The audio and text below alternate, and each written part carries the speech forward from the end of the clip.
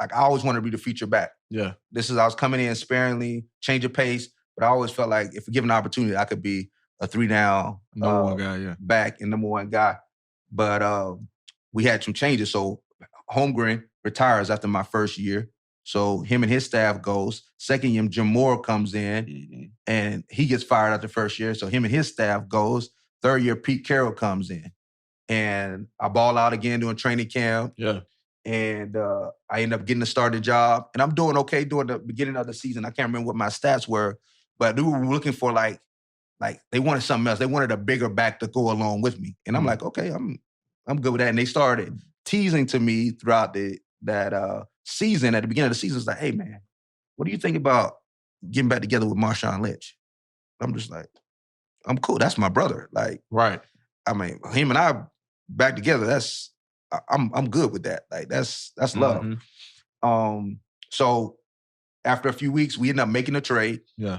He comes in, it's all love. I'm bringing him in, making sure he's all situated, getting him up to speed with the playbook and whatnot. And I'm like, okay, we're going to work him in, right? Because, I've been the guy and no one's telling me any different. I'm just thinking, okay, we're going to compete like we normally do and let the best guy win the spot.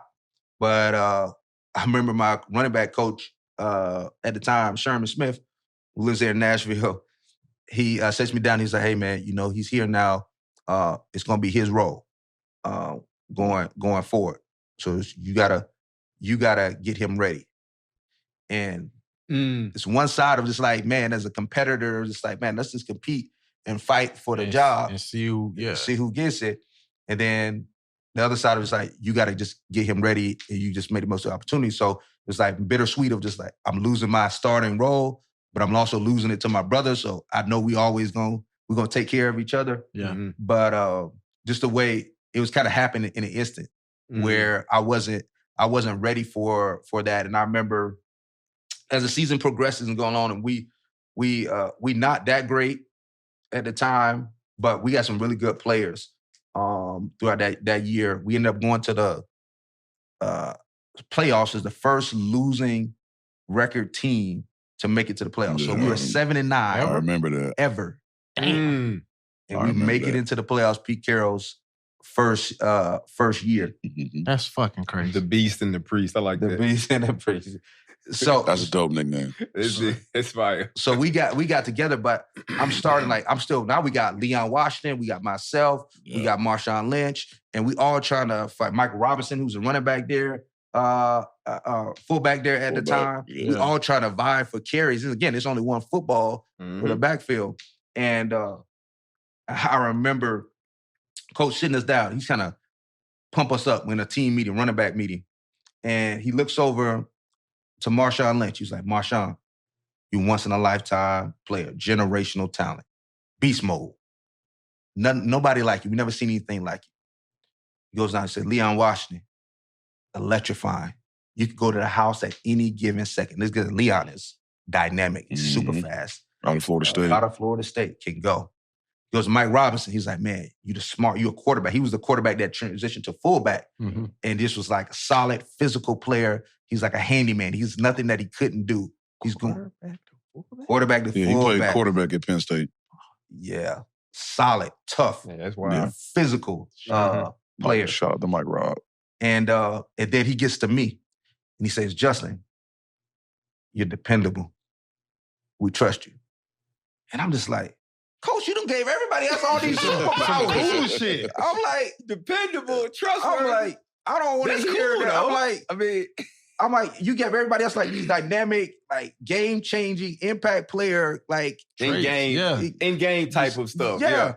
And I'm stuck with being dependable and trustworthy. And at that moment, I didn't get it. But later on in life, I realized that I had the greatest superpower of them all, actually. Because my gift superseded the game. My gift changed people's lives on the football field. I made people better around me. So the reason why I stayed as long as I did was because not only I could play, I had athletic skill, but there was something inside of me that helped lead men to do better on the football field and off the football field. So I played a long time. Because of it, and I was able to have success because people can trust me. people know what they're gonna get from me. They know I'm a hard worker. They know I'm disciplined. They know that I can go out there and fight for 4 quarters. They can put me in any different role, and I'm gonna be able to handle it. There's no job too big. So I ended up having the opportunity to continue to play. I ended up still sharing the load with MARSHAWN Lynch for the most part, and we all had our little roles. And but after, let's say, the Beastquake that happened, the general manager, John Snyder, he comes to me and said, Justin, we're going to keep you and MARSHAWN. And they had just paid Leon as the special teams guy at the time. I wasn't doing special teams now. Thank God I had got off punt return. You had paid your dues. Yeah, I paid my dues on special teams. But they were like, we're going to take care of you. You've been here, again, 4 years now, been through the ups and downs. I had 4 different offensive coordinators. Every year I had different coordinators. Going through it. Still making and still making room. And MARSHAWN's rising now. He's killing. The ascension is happening. It's happening. Mm-hmm. And I'm just like, I'm talking, because me and MARSHAWN have the same agent. Who's your, what agent? Who y'all with? Doug Henderson. Okay. So we're getting news about it, like, oh yeah, you're going to be good. But then it started getting quiet. And then the general manager, John at the time, he later apologized for it. It was just like, there was no communication. Like, we passed each other in the hall. He's not getting any, like, damn. We was cool. One of more daps in the hallway. Yeah. Ah, that's crazy. So I'm thinking, I'm seeing that the writing is on the wall, and I'm just ready. It's like, let me go make my mark somewhere else. And